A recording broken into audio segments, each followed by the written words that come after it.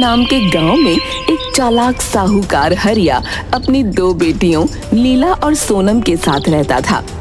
हरिया ज्यादा अमीर तो नहीं था, मगर दिमाग से बहुत तेज था। हरिया के साथ उसका नौकर लाला भी रहता था। हरिया ने लाला से कहा, लाला, अरे ओ लाला, अरे सो गए क्या?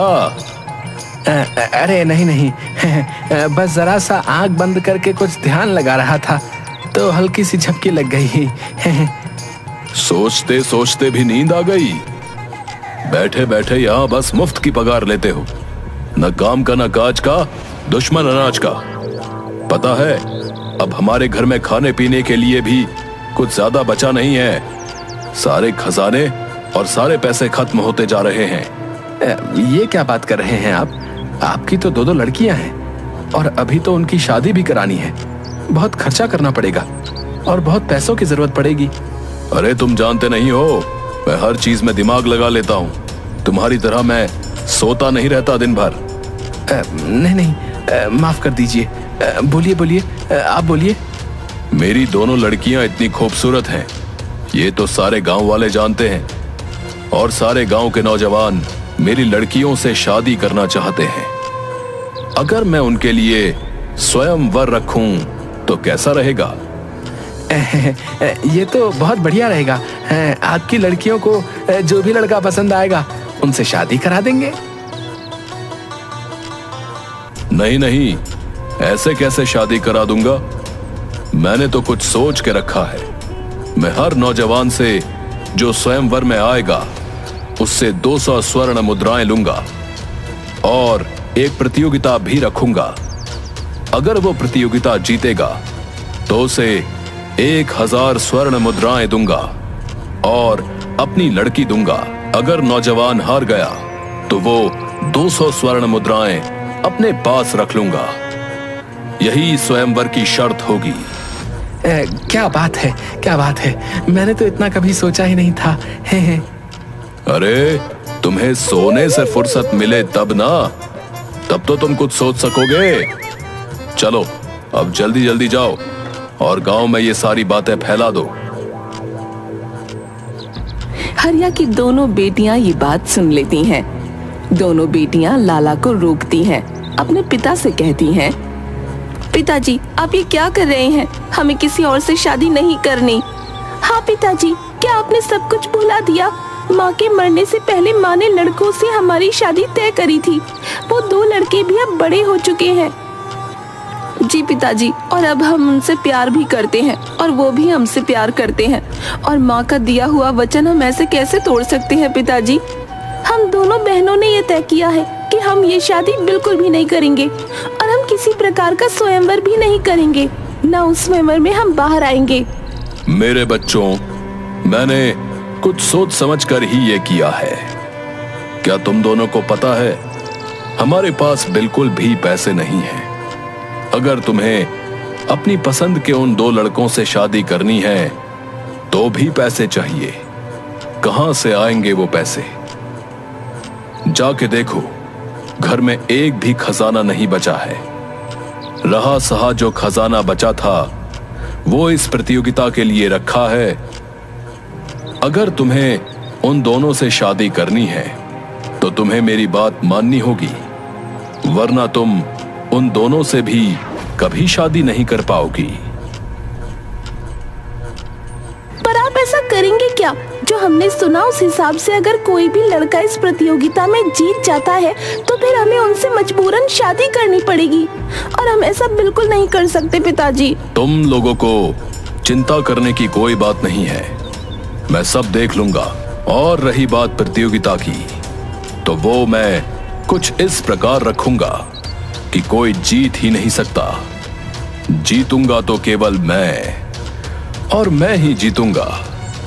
तुम लोग तो बस इस प्रतियोगिता को देखकर मनोरंजन करना। हरिया की दोनों बेटियां उसकी मजबूरी देखकर उसकी बात मान लेती हैं, और हरिया लाला को पूरे गांव में इस प्रतियोगिता का ढिंढोरा पीटने भेज देता है। अगले दिन एक नौजवान 200 सोने की मोहरें हरिया के पास लेकर जाता है और उससे कहता है, हरिया जी, मैं आपकी लड़की से विवाह करना चाहता हूँ और मैं ये 200 सोने की मोहर लेकर आया हूँ ताकि इस प्रतियोगिता में भाग ले सकूं। क्या आप मुझे बताएंगे कि इस प्रतियोगिता में मुझे क्या करना होगा? तुम्हें ये बात मालूम तो है ना कि अगर तुम ये प्रतियोगिता हार जाओगे तो तुम्हें ये 200 सोने की मोहरें वापस नहीं मिलेंगी। जी, मैं इन सब बातों को जानता हूँ और ये सब बातें ध्यान में रखकर ही ये 200 सोने की मोहरें आपको दे रहा हूँ। मेरे घर से 100 कदम की दूरी पर एक बड़ी सी नदी है। उसका पानी रात को ठंडा और दिन में गर्म रहता है। उस नदी में तुम्हें 2 दिन और 2 रातें गुजारनी होंगी। अगर तुम ऐसा कर पाए तभी तुम ये प्रतियोगिता जीत पाओगे। ठीक है, इसमें क्या है, मैं अभी जा रहा हूं उस नदी में डूबने के लिए। तुम्हें क्या लगता है लाला, जो शर्त मैंने रखी है वो कोई भी जीत पाएगा? अब किसे पता कि क्या होगा। पानी का भी पता नहीं रहता, कभी ठंडा और कभी गर्म। अब इस ठंडी गर्मी में कोई जिंदा रह पाएगा या नहीं, ये तो वही जाने। ओह बाप रे, कितना ठंडा पानी है। मुझे लगता है मैं एक दिन क्या, यहाँ एक पल भी रुका तो मेरी मौत हो जाएगी। मुझे तो लगता है मुझे इस पानी से अभी बाहर निकल जाना चाहिए। क्या हुआ, कैसा लग रहा है ठंडे पानी में? मजा आ रहा है क्या? वाह वाह वाह, क्या पानी है, इतना ठंडा, इतना शीतल। बड़ा अच्छा लग रहा है, बड़ा ही अच्छा लग रहा है, बड़ा मजा आ रहा है। इतना अच्छा लग रहा है तो कहाँ क्यों रहे हो? रहो अंदर आराम से। एक दिन भी पूरा नहीं हो पाता कि नारायण सिपाहियों से कह देता है कि वो उसे बाहर निकाल दें, वरना वो मर जाएगा। ऐसे ही गांव के 2-4 नौजवान और 1200-400 सोने की मोहरें लाकर हरिया के पास रखते हैं और वो भी इस शर्त को नहीं जीत पाते। हरिया बहुत खुश हो जाता है क्योंकि उसके पास अब लगभग 2500 सोने की मोहरें इकट्ठी हो चुकी थीं। तभी हरिया के पास 2 नौजवान रौनक और साजन आते हैं। वो हरिया से कहते हैं,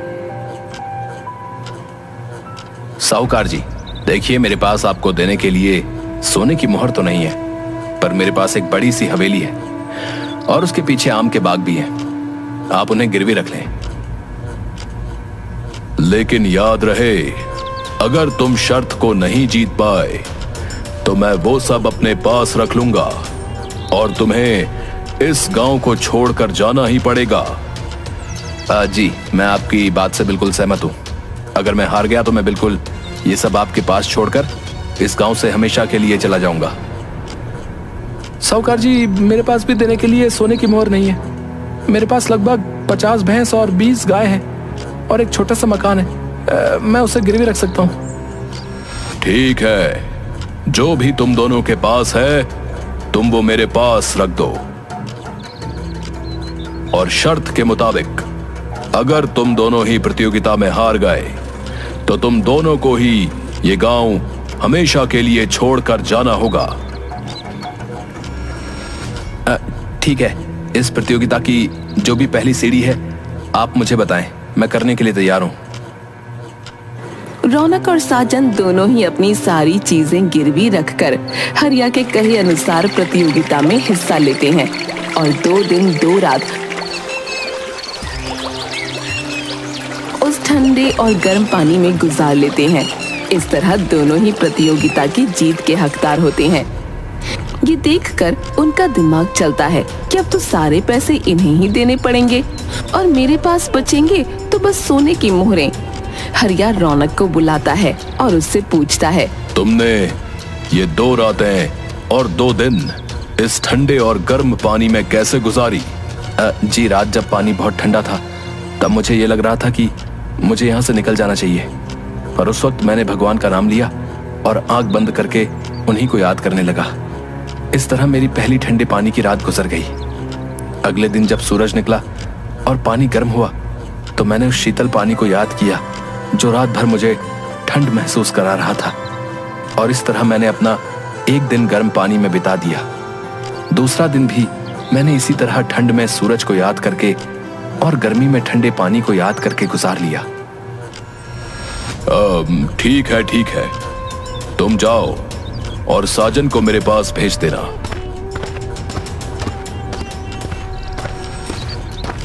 साजन, तुमने किस तरह ये 2 दिन और 2 रातें गुजारी, मुझे बताओ। साहूकार जी, मैंने तो ये 2 दिन और 2 रातें प्रभु को याद करके गुजारी।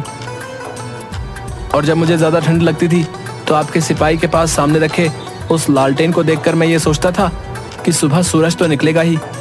और इस सोच से मैं ठंडे पानी वाली रात गुजार रहा था। और सुबह सूरज को देखकर आपके सिपाहियों के हाथ में पंखा देखकर यह सोच रहा था कि रात को तो ठंडा पानी मिल ही जाएगा। इसलिए मैंने ये 2 दिन और 2 रात गुजार लिए। लाला, रौनक और साजन दोनों को ही यहां लेकर आओ।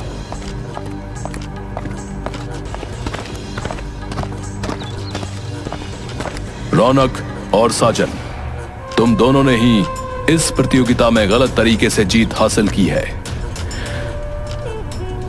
तुमने अपने आप को ठंडा और गर्म रखने के लिए मेरे सिपाहियों के पास रखे पंखे, लाइट से सहायता ली है और यह गलत है, जिसकी वजह से तुम लोग ये प्रतियोगिता हार चुके हो। अब तुम दोनों को ही ये गांव छोड़कर जाना पड़ेगा।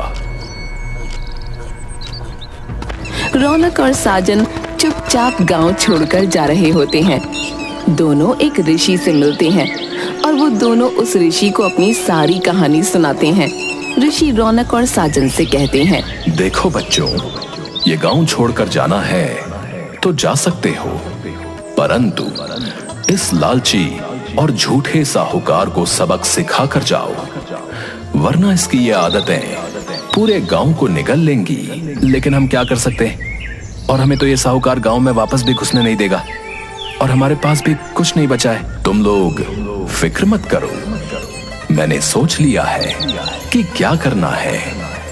तुम लोग बस गर्म गर्म खाना बना लो और उसमें नमक मत डालना, मिर्ची बहुत डालना, और हाँ, एक घड़े में पानी गर्म रखना और उसी पानी के सामने एक बड़ी सी बर्फ का टुकड़ा भी रख देना। रौनक और साजन बिल्कुल वही करते हैं जैसा ऋषि ने कहा। कुछ वक्त बाद हरिया और लाला दोनों ही ऋषि के घर की तरफ आते हैं। ऋषि ने उन दोनों को खाने पर बुलाया। खाने की खुशबू इतनी स्वादिष्ट थी कि लाला ने हरिया से कहा, अरे साहूकार जी, इतनी बढ़िया स्वादिष्ट खाने की खुशबू है और ऊपर से खाने का निमंत्रण भी मिल रहा है। अगर ये खाना नहीं खाया तो क्या फायदा? हमारी जीत का जश्न मना लेते हैं और ये खाना खा लेते हैं। बात तो ठीक कह रहे हो लाला, खुशबू से तो खाना बहुत स्वादिष्ट लग रहा है। खाना खा लेने में ही चतुराई है। हरिया और लाला को खाना खाते ही तेज की मिर्च लगने लगती है और नमक न होने के कारण खाना तीखा और बेस्वाद लगने लगा था। हरिया ऋषि पर गुस्सा करते हुए बोला, ये क्या बेकार खाना बनाया, नमक तो है ही नहीं, इसमें बस मिर्च ही मिर्च। अरे इतना बेस्वाद खाना खिलाकर मुझे मारना चाहते हो, है भाई? क्या मजाक है ये? अरे साहूकार जी, आप तो नाराज हो गए। देखिए, सामने नमक की शीशी रखी है। अब बच्चों जैसी बात मत करिए, आंख बंद करिए और सोचिए कि वो नमक आपके खाने में है और खाना खा लीजिए। ये कैसी बच्चों जैसी बातें कर रहे हो? नमक खाने में डालोगे तभी तो खाने में नमक का स्वाद आएगा ना। एकमात्र उस नमक की शीशी को देखकर और आंख बंद करके ये सोचने से तो नमक नहीं आएगा। मजाक बंद करो और मुझे पानी पिलाओ। जैसा आप उचित समझें। ये लीजिए पानी। अरे ये क्या कर रहे हो तुम? अरे तुमने मेरा पूरा मुंह जला दिया है। इतना गर्म पानी पिलाया कैसे तुमने? देखिए, आप बेकार गुस्सा कर रहे हैं। वो सामने बर्फ रखी है, आप उसको महसूस करके अपने आप को ठंडक दीजिए और पानी पी लीजिए। सोचिए कि पानी ठंडा है। बहुत हुआ तुम्हारा, समझते क्या हो अपने आप को? ये बेवकूफी भरी बातें करोगे और मैं सुनता रहूंगा। पहले तो बेस्वाद खाना खिलाया, फिर ये गर्म पानी देकर मेरा मुंह जलाया। और फिर ये बेतुकी बातें करते हो। देखिए साहूकार जी, ये बेतुकी बातें आपने की थी। रौनक और साजन दोनों युवकों ने आपकी शर्त ईमानदारी से जीती थी, पर आपने अपनी चालाकी से उन्हें हारा हुआ साबित कर दिया। दोनों इतने नेक इंसान निकले कि अपनी ही हार मानकर ये गांव भी छोड़कर जाने को निकल पड़े। अब आप सीधे सीधे इनकी दी हुई चीजें इन्हें वापस करो, और हां, उन बच्चियों का फैसला पूछकर ही उनकी शादी इन लड़कों से होगी। मैं समझ गया ऋषिवर, मुझसे बहुत बड़ी नादानी हो गई, मुझे माफ कर दीजिए। मैं आगे से कभी ऐसे कोई गलत काम किसी के साथ नहीं करूंगा। हमेशा ईमानदारी और सच्चाई के रास्ते पर चलूंगा। मैं समझ गया मुझसे कितनी बड़ी भूल हुई। ऋषिवर, मेरी मरी हुई धर्म पत्नी ने मेरी लड़कियों की शादी कहीं और करने का वादा किया था, और मेरी बिटिया भी उन्हें प्रेम करती है। मैं दोनों युवाओं से माफी मांगता हूं, पर वो इनसे शादी नहीं कर सकती। ऋषि ने दोनों युवकों की मदद की और उन्हें मान सम्मान के साथ हरिया ने गांव में वापस बुलाया। दोनों युवकों ने भी हरिया को माफ कर दिया। हरिया ने खुशी खुशी अपनी दोनों बेटियों की शादी भी उन्हीं लड़कों से करवाई जिनसे वो लड़कियां प्रेम करती थीं।